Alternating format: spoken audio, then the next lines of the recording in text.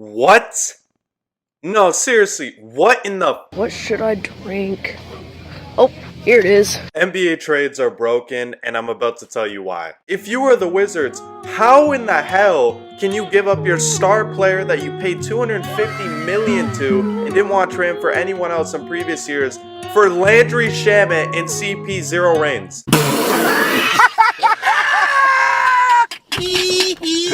Even for a KD fan myself who really wants him to get a ring more than any other player, this is just not fair. I've tried to compute all the possible trade scenarios for Bradley Beal and just the Wizards in general, and nothing, I mean nothing, will make me understand why the hell they did this. We're talking second round picks, guys. Not even first round picks. Second round picks for Bradley Beal. And for the Suns, well, you're giving away two players that you should be happy to give away. Not to mention after announcing to the world that you're going to waive Chris Paul, but I guess he didn't clear his waivers yet, so he actually could have been traded. I didn't know that before. And it's crazy because the Suns, we don't even think that Bradley Beal will fit with Devin Booker and Kevin Durant. Just his play style and not being the best defender, which is what they need. But I guess they're just going to run Devin Booker at the point, and you can really do anything you want when you have Kevin Durant. You can play every position. But this Suns team is disgusting as of now. However, I do want to elaborate on NBA trades being completely broken. As we've seen in the last year, players can really just navigate their destinations completely. Well, if you guys don't know me, my name is Coast. I just want to say a huge thank you for the support on last video. That shit's almost at 15k views. I have never gone anything like that in my life. So we're gonna keep posting, and if you guys are not in the Discord, the link is in the description, and I really encourage you to join so we can talk about bullshit antics like this. It's pretty funny, and I always love interacting with you guys and talking about whatever, but I'm not going to take any more of your time. Without further ado, let's get into this.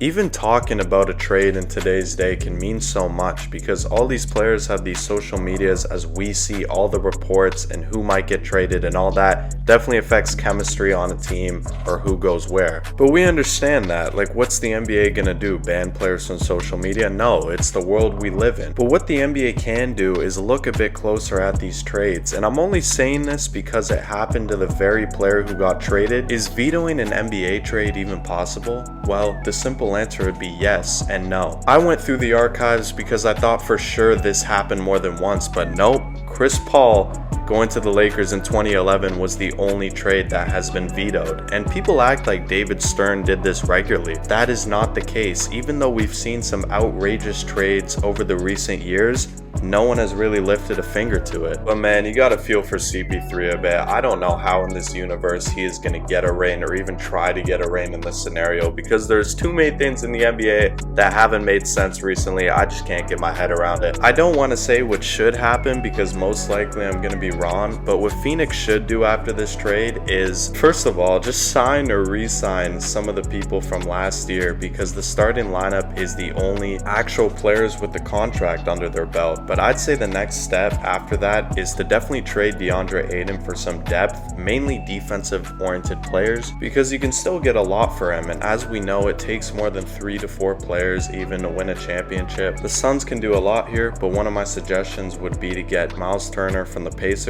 and maybe another defensive guard or forward for DeAndre Ayton. Washington, however, I don't really know what exactly he'll do next, but it's not like Shamet is a 19 or 20-year-old player. He's 26 and has most likely reached his potential. Watch him elevate like Mikal Bridges did after getting traded last year, after me saying this. But I guess keep him and definitely hold on to all those second round picks you got in this trade. They should do quite a lot in the future. And Chris Paul, apparently there's some delay before this trade is completely finalized, but they're trying to allow offers from a third team that could give Chris Paul a destination for a contender. So yeah, that's basically everything summed up in this trade scenario, but we definitely have a lot more coming in this offseason. Miami's already looking to get Damian Lillard, and they're probably going to get him for Tyler Hero or some shit alone, because it's not like the NBA is going to veto it or do anything, right?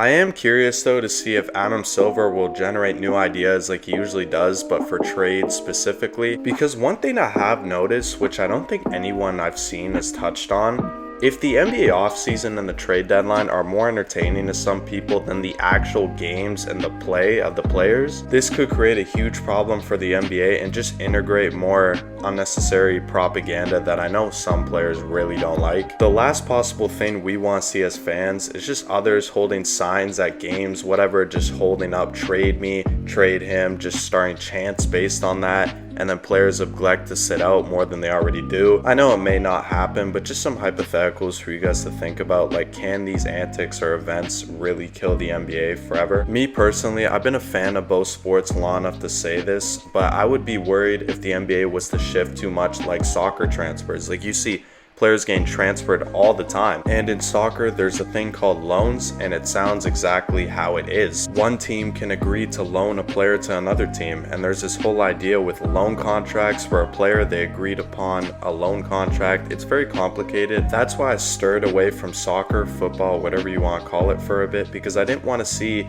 players on contending teams or non-contending teams just be on loan for one season at a very discounted price, but that team could still win that year because they have that player. I know this is far different, and there's definitely a lot more professional soccer players all around the world, as the NBA is just one league, the National Basketball Association. It's not like you can trade players from the NBA overseas to the Euro leagues, Spanish leagues, whatever. Even though that would be cool, we all know the NBA is the best league in the world, and it wouldn't really correlate with contracts and everything. But yeah, just something I thought about when making these videos. Like, trades and social media are a very powerful thing, and the NBA could really change whatever they want for the future. Like, it's kind of scary not knowing what's gonna happen next, but hopefully they don't change too much. A lot of people like and always have loved the NBA for a reason. I think we can say with complete certainty is that NBA trades are broken, especially the recent ones. Like, we didn't even mention Kevin Durant going to Suns. I, as many others, thought that trade was a complete fleece, but since Mikal Bridges evolved into a new role that the Suns never played him in, they may have gone a bit lucky or saw something in him we haven't seen yet, because no one really talks about that trade anymore. The Nets, of course, weren't remotely the same team. Of course, losing two superstars overnight would definitely mean you go from contenders to whatever they are in now, but they definitely got a bright future. I'm excited to see what the Nets do, and that's the same with a lot of teams. I'm very curious to see what happens this offseason, but I think we're getting ready for one of the biggest off seasons we've had yet. Players will be moved like literal chess pieces, and definitely will have some reactions to say about it now that they got all these huge platforms. We could see their genuine reactions right after it happens. Mikal Bridges was pretty funny at the trade deadline. I hope you guys enjoyed this video. Let me know in the comments down below. Last video was great. You even told me what I missed, and it definitely helps me for future videos what I should include. Appreciate all the support, and definitely will keep uploading in the near future. But I hope you guys have a good day, and peace.